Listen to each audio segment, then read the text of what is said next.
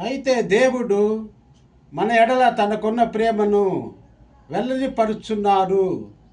ఎట్లనగా మనమింకను పాపులమై ఉండగానే క్రీస్తు మన కొరకు చనిపోయెను. కాబట్టి తన రక్తం వలన ఇప్పుడు నీతిమంతులుగా తీర్చబడి మరింత నిశ్చయముగా ఆయన ద్వారా ఉగ్రత నుండి రక్షింపబడితిమి. రోమా 5వ అధ్యాయము 8-9 వచనాలు. ప్రేమైన సోదరి సహోదరులారా, యేసు రక్తం వలన మనకు విమోచన లభించింది. విమోచన వలన కలుగు ఫలము పరిశుద్ధత. పరిశుద్ధత వలన కలుగు ఫలము నిత్య జీవము.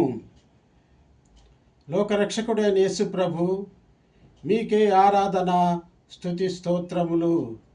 ప్రభువా, మా మీద దయచూపి మా అపరాధములను క్షమించి మీ పరిశుద్ధ రక్తముతో మమ్మలను శుద్ధీకరించి మాకు రక్షణ భాగ్యమును దయచేయండి.